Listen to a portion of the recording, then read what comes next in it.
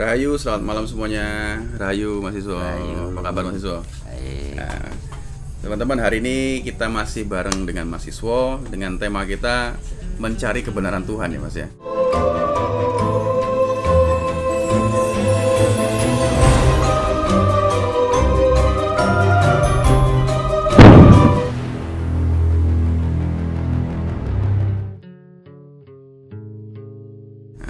Nah, dari perjalanan mahasiswa kan memang banyak sekali yang bisa kita petik pelajarannya.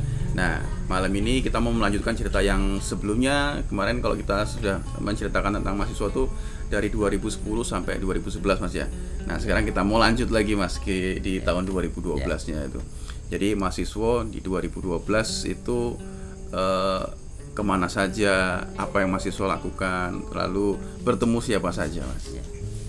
Ya, kalau jangan banyak ya Mas. Tapi ya sebelumnya salam rahayu semua, salam sejahtera selalu. Nah, dari mulai tahun 12 itu saya sudah Mas agak ada titik-titik terang kan gitu. Dari awal saya dikatakan mulai tahun 12 itu ya yo golek bojomu sejati kan itu. Sudah mulai disuruh ya, mencari jodoh sejati. Nah, arahnya kemana? Saya hanya ngikut aja kan. Diarahkan ke arah ayo bojomu ki nang Sendang, daerah Sendang kan terus saya mencari ke sana gitu.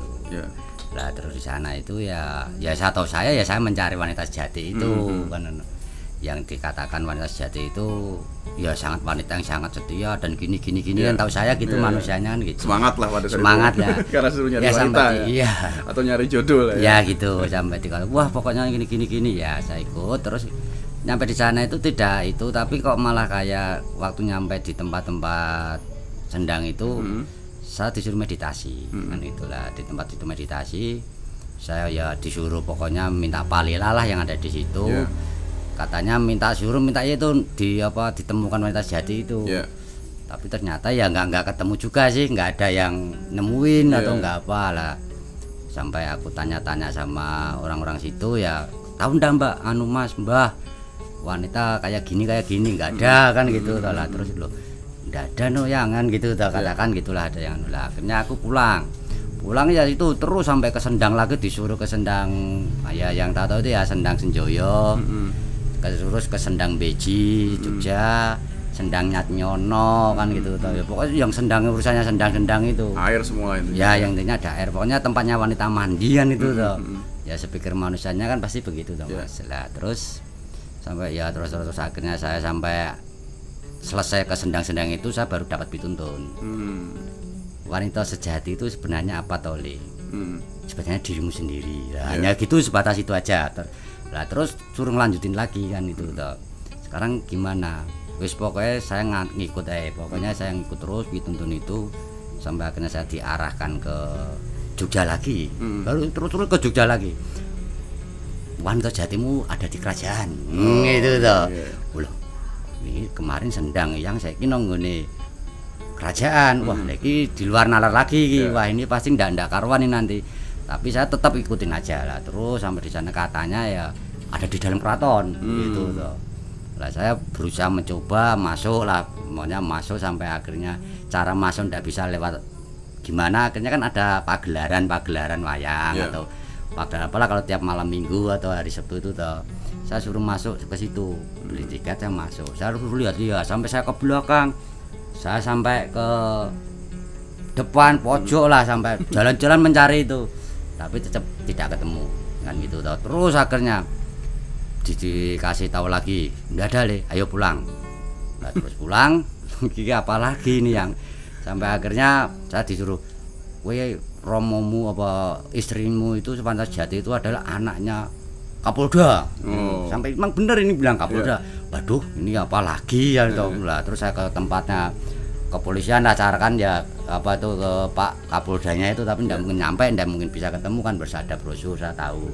Yang saya temuin adalah saudara saya sendiri. Saya tanya-tanya, tidak mudah nemuin itu. Saudara saya kan juga polisi kan itulah. Terus akhirnya ya itu udah akhirnya enggak terus lagi disuruh ke Jakarta mencari wanita sejati itu sampai ke Jakarta gimana yang ke Jakarta saya nggak punya uang.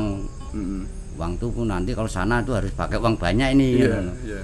Penting nyampe sana, penting dapat kamu tiket udah sampai sana. Ya akhirnya ya apa adanya, saya pakai uang minta ke saudara saya lah, pokoknya punya uang 10.000 sampai berapa saya beli tiket itu 37.000 waktu itu. Naik bis ya?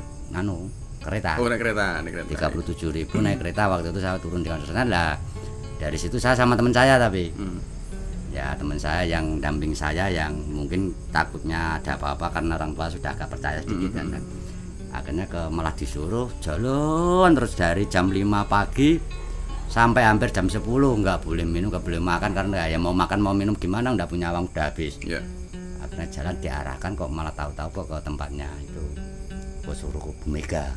Oh, jadi ketemu ke tempat Ibu Mega. Waktu itu saya disuruh sana, saya tahu saya siapa. Pakainya saya pakai aja nggak seperti pada umumnya kan. Harusnya pakai sopan santun, harus pakai yang gimana. Tapi ya namanya mencari wanita saya nggak takut lah pokoknya. Pokoknya demi kebaikan semua kebaikan saya terus saja berjalan. Sampai sana nggak bisa ketemu. Brosurnya sulit sekali. Cara harus ketemunya pakai ini ke ini. Saya tanya rumahnya nggak dikasih. Ya akhirnya terus gimana ya?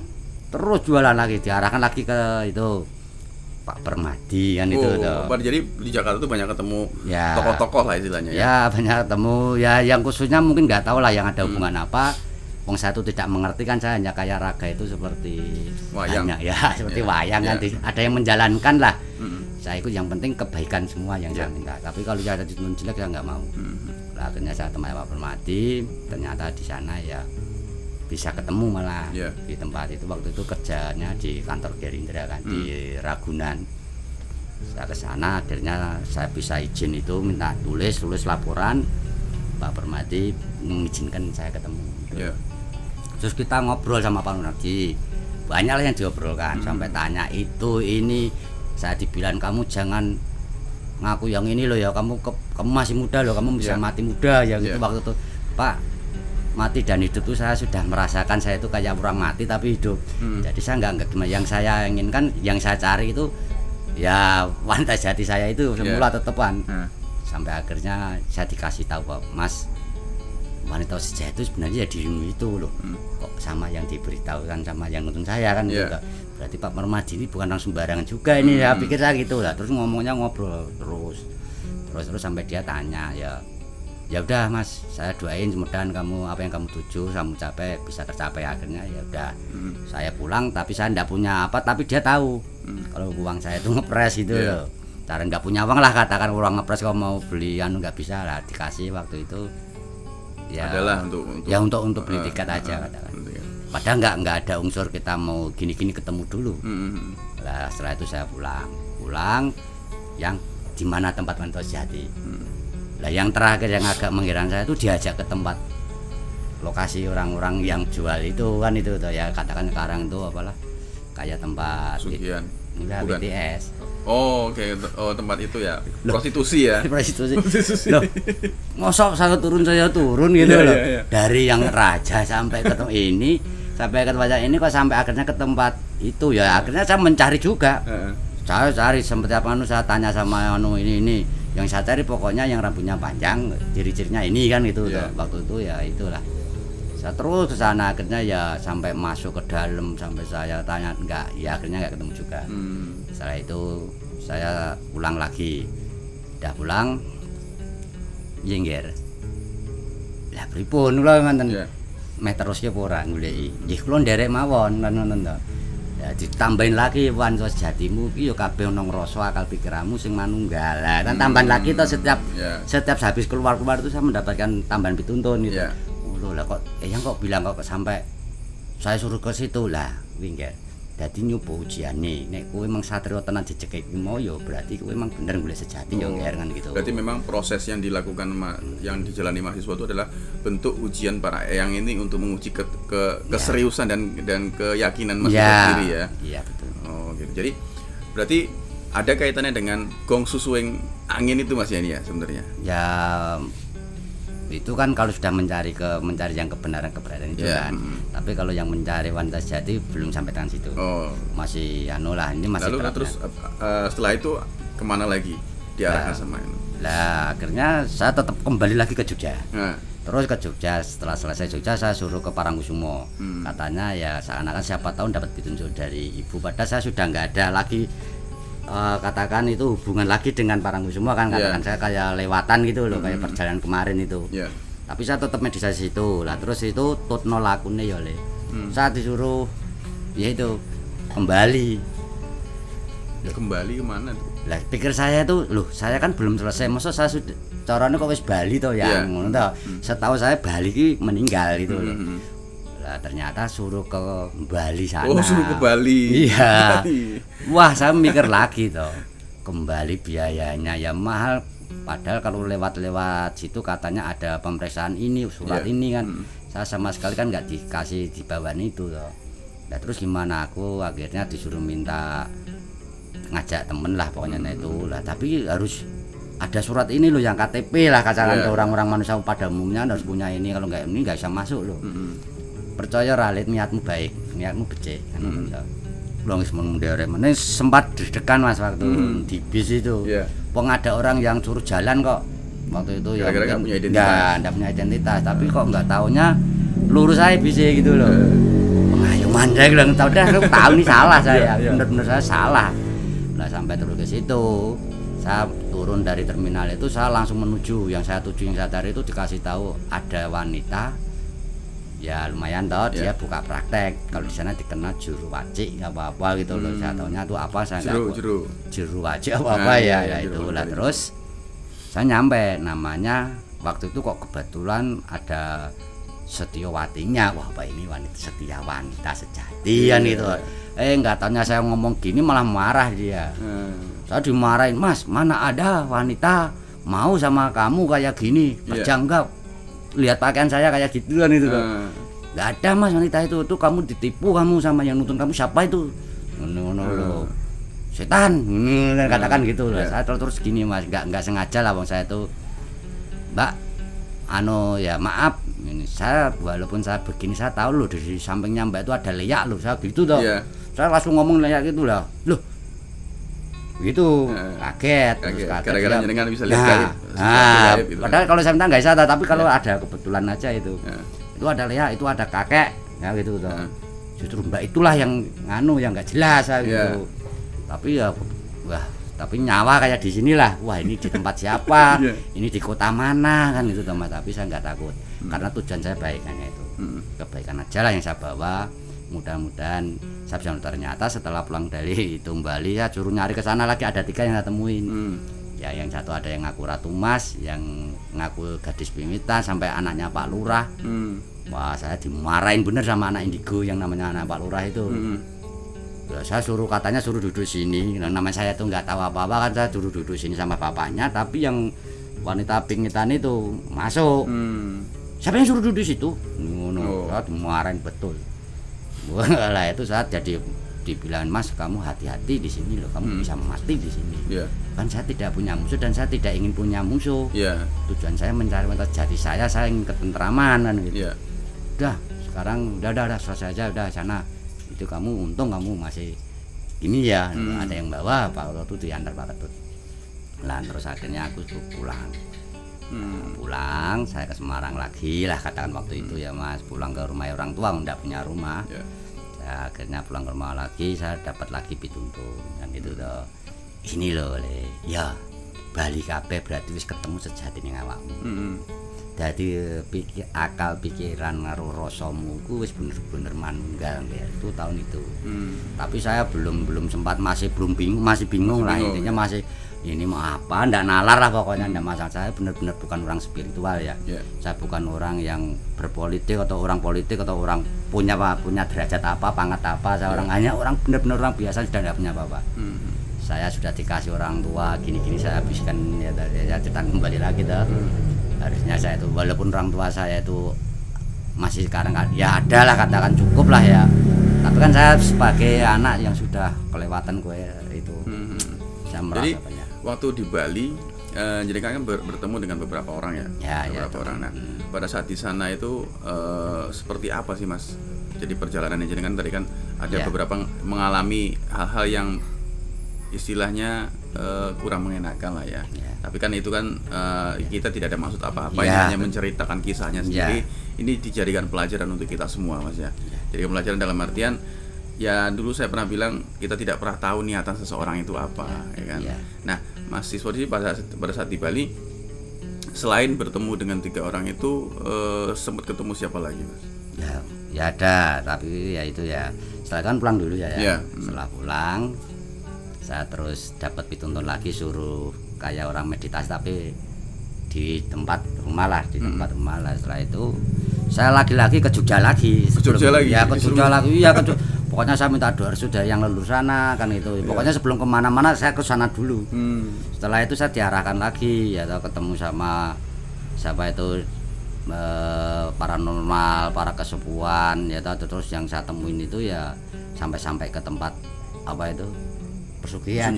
Lah siapa tahu di sana kan itu toh. Waktu sampai di Jogja saya minta izin tuh loh, saya cari ya sebut saja ada kesepuan lah ya, yang mengarahkan itu kalau kamu mau nemuin bojomu sejati kowe wani sajen syarate tak temokno. Lah saya kan ya ikut aja nggak tahu kok. Terus syaratnya apa Mbah kan gitu toh. Syaratnya pakai gedang ini, pisang ini, jeruk bunga ini gitu. Dan kamu harus ikhlas loh. Nanti kamu kalau masuk sana pokoknya pasrah aja ya, tujuannya mencari wanita jati tadi. Akhirnya yaitu saya sempat ngobrol lagi sama orang tua, ini kok syaratnya ngenten pripun Pak? Mak iki ora dikathah. Ngoten wis dilakoni memang kudu mlakukan gitu. Lah terus ya tak saya kerjakan sampai saya dibawa masuk, Mas. Dibawa masuk pertama ya di tempatnya situlah ya. Di daerah mana, Bu? Ya yang satu Parangkusumo, yang satu di mana Boyolali, daerah Boyolali. Sampai ke Merapi kan, ya itulah. Saya ikutin. Begitu masuk, saya pikir ya mungkin ketemu beneran, wong ritualnya itu memang juga luar biasa. Saya lagi ini pengalaman saya ya. Saya nggak pernah kayak urusan kayak gini kok kayak gini. Ya takut nyeri-nyeri sedap itu. Sedapnya kalau ingin ketemu, nyerinya waktu perjalanannya itu. Akhirnya kok malah mbahnya itu suruh saya jajak keluar, bilang sama aku, Mas, wong nek wis kowe iki punya kelebihan iki aja sok nggo njajali ngono lho nek ngomong. Dia merasa dicoba. Nah, Mbah, aku jujur nek kula nggadahi niku pun to sedoning kula teng ngajeng ucap kula niku nek ngoten saya bilang. Makanya lho mosok kowe ora ngerti ngono lho, enten napa Mbah? Lha wong aku disini karo nek bilang dia ya itu ya ibu kan gitu toh. Makanya aku berani ngomong kemarin toh. Bilangnya ibu gitu lah. Ibu bilang, "Lah wong sing tok dudone tok kaya wong mati kok. Tok lungre aku ngoten lho. Kok malah hubungane ngoten, Mbah?" Ngoten lho. Oh, ngono lho. Ki sing karepmu piye jane ngoten lho. Getak nggih ya. Pokoke marah lah, Mbah. Ya tetap saya ngomong, saya tetap mencari wanita jati.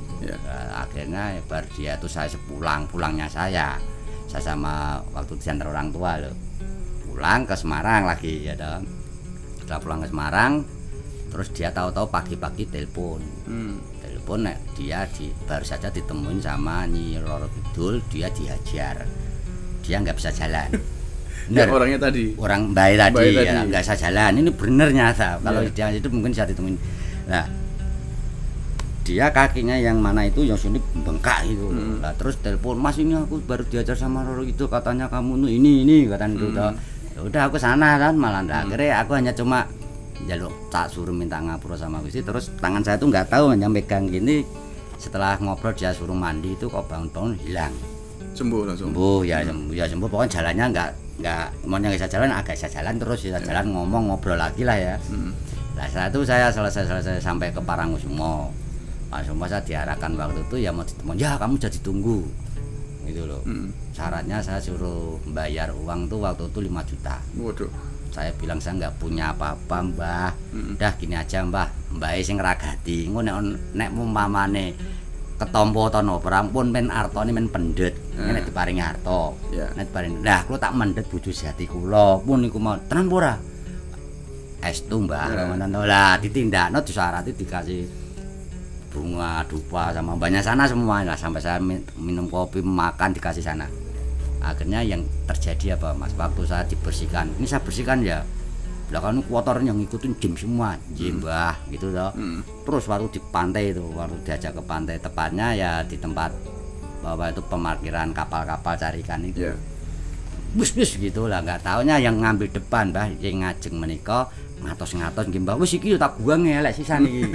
Begitu dia nyampe situ dia seperti kena itu kental ya, mental ya. Dia jatuh, jadi saya malah nulungin Mbahnya loh. Saya bawa keluar sampai ke tempatnya warungnya. Lah ibunya bilang, "Loh kok malam ini loh? Jebul mahasiswa itu wayang." Lah aku ndak paham, apa tua wayang itu ngono lho. Lah wayang-wayang pokoke tua gitu loh kalau bilang Mbah itu. "Oh, mahasiswa kok ora ngomong?" Nek jenengan iki lah mature nek ten mriki nek mboten ngertos kula mboten entuk ngomong napa-napa. Mature nggih pokoke ora untuk ngomong itulah. Nek aku iki wong piye ngono ndak boleh. Pokoknya kamu butuhmu apa kan itu. Lah saya kan ngomong apa adanya. Terus setelah itu selesai sampai akhirnya saya tanya, "Mbah, kopi, rokok sama mie goreng berapa? Ndak bayar." Gitu toh, ndak jadi bayar. Lah tadi Mbah yang sesaji dupa apa sama apa tadi yang dibelikan sesaji Mbah sampai pakaian manten itu udah enggak gitu loh. Enggak anu Mbah, wis ora le, wis lunas ya le aku sepurone. Saya pulang Mas, bangun jam 4 habis diadzan subuh itu. Bapak saya kebetulan telepon, "Le sido apa ora iki tak golek utangan" gitu loh. Lah aku enggak jadi, Pak. Lah setelah itu selesai, akhirnya saya langsung pulang dari Semarang diarahkan kembali lagi. Gitu loh. Kembali lagi. Ya, lo pikir kembali lagi ya itu tadi kembali itu apa nyanyian apa sampai gitu loh. Terus ya akhirnya kembali lagi lah, disitulah ketemu sama yang kegoiban yang sekiranya saya itu ya di luar nalar saya semua lah, yang nggak mungkin saya ketemu itu. Wong saya orang kayak gini kok bisa ketemu orang goiban harusnya yang suci katakanlah ya. Ternyata nyata itu ketemu, ada yang leak, ada yang tuh, ada yang lucu-lucu bentuknya, ada yang kera. Sampai akhirnya saya nemuin sama yang namanya ya katakanlah dia namanya Romo Ki Wirasa ya kalau nggak salah ya, itu Mahaprabu atau lah bilangnya situ tahu. Saya ke sana Mas, saya juga cari wanita jati juga waktu itu kan, masih terus mencari. Dan namanya siapa Mas ini? Apa Wulan itu lah. Kalau saya jawab ya padahal ya nggak ngerti. Wis nggak tahu, nggak dijawab aja saya. Ya wah di sini nggak ada Mas, ini gini ceritanya kan gitu. Akhirnya malah ya sampai Ki Wirasa itu sendiri malah minta tolong. Nah, aku yang minta tolong malah saya disuruh minta tolong. Dan saya bisa apa? Mahasiswa ini gini, kamu orangnya gini Mas, saya nggak mengerti, saya sumpah nggak mengerti. Saya tidak tahu apa-apa, saya punya apa saya nggak mengerti. Saya tahunya saya mencari satu ini ya ini udah tetek gitu loh saya. Ya karena dia sampai saya disuruh nginep di situ. Nanti siapa tahu Mas datang nanti kalau ini ya udah nanti aku temukan kalau memang dia itu yang dicari yang itu. Tapi saya nggak bisa Mas, tugas saya belum selesai gitu tuh. Akhirnya sampai di Wirasa itu kebetulan ada acara apa, saya suruh nggak bisa, ya sudah silakan. Tapi Ki Wirasa bilang kalau badannya ada nggak enak gitu. Nah di situ rumah saya ketemu leyak lagi, ketemu ini lagi. Ternyata di badannya Ki Mahaprabu itu kok banyak kayak yang aneh-aneh gitu.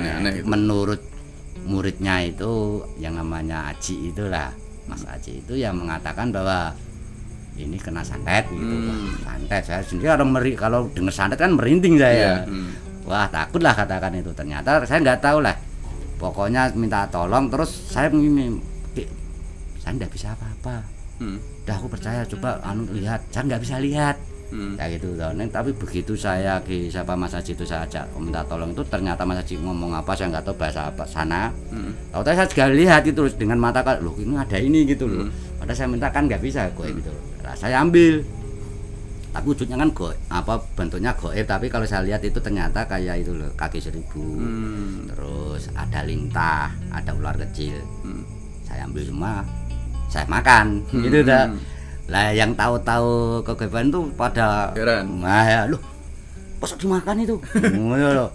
Ya nggak tahu deh ya gitu loh. Pokoknya udah gimana Ki, udah baik ya udah terima kasih. Lah disitulah saya banyak saudara dan saya tahu apa itu leluhur sana. Saya diajak jalan sedikit, kita temukan jadi punya pengalaman atau punya ilmu pengetahuan dari segi-segi itu. Bukan ilmu pengetahuan saja orang satu, saya tidak minta itu. Nah, itulah Mas, akhirnya saya pulang ke Semarang lagi, tapi saya bilang jujur. Saya jujur keadaan saya. Terus saya dibelikan tiket malah saya sembah ini. Padahal kalau ngambil itu kan berapa jujut itu kalau mau ya toh. Tapi cuma dibelikan tiket aja saya sampai gini sama Yura. Makasih saya. Terus kemudian yang pulang ya, sampai pulang ternyata wanita sejati itu sebenarnya ya itulah itu tadi akal, pikiran, rasa yang manusia sejati itulah. Saya dikasih foto waktu itu ya, ini cerita foto ya, sebenarnya nggak mau cerita inilah fotonya, pokoknya ada gitu toh.